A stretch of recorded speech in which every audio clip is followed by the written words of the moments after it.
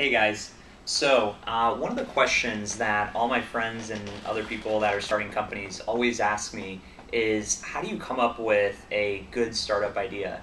And I don't think there is any real secret or magic. What is one big pain point, a real problem that someone would be like, if you told them about it, they'd be like, oh, thank you. Like, I've been looking for this the entire time. I didn't even know it, you know? Talk to your friends, your family members, or your coworkers and find out what problems they have.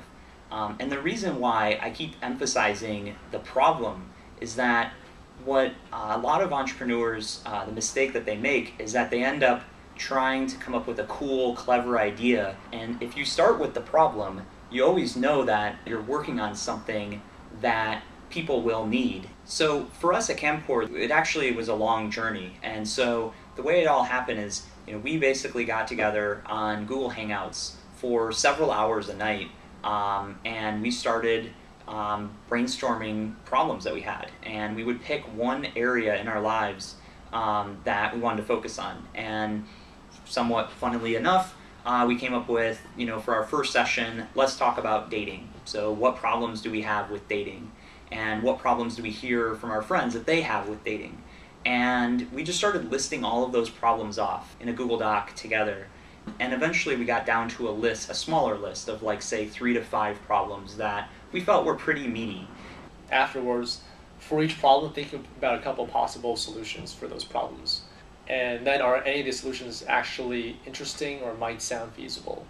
And just by that very simple process, you eliminate a lot of basically problems that people don't actually have and problems that you don't particularly see any good ways to solve.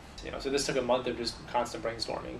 And it was this very methodical approach, which I think is very different from other startup founders' stories. Usually they have this lightning bolt idea that comes out of nowhere, and for us, we just continued to go through this process. Ironically, it didn't exactly come through this process, but I think this process gave us a framework for evaluating it once we came up with it.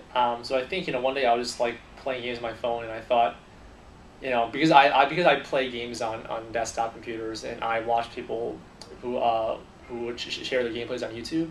I've been doing that for many years, and I really enjoyed it a lot. And I just thought about why shouldn't we do this for mobile? Why doesn't this exist for mobile? There's really no way to record mobile gameplay today. And I remember when Matt read it, he was like, this needs to exist.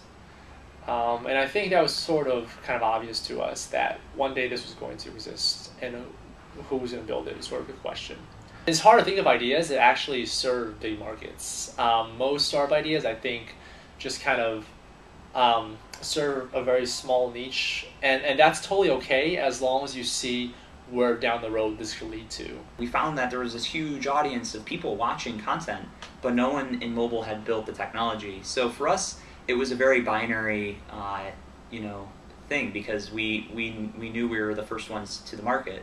So I think for us, one of the things that is unique about our situation is that in our case, we came up with this idea, and then we ended up mapping it back. Even though it wasn't one of the ideas that came out of our team brainstorming, having thought about a lot of other ideas in a similar framework in terms of evaluating the problem it was solving for people and the size of the market and the current trends in the industry, being able to apply that framework to this idea helped us evaluate it and helped us gain more confidence in the quality of the idea.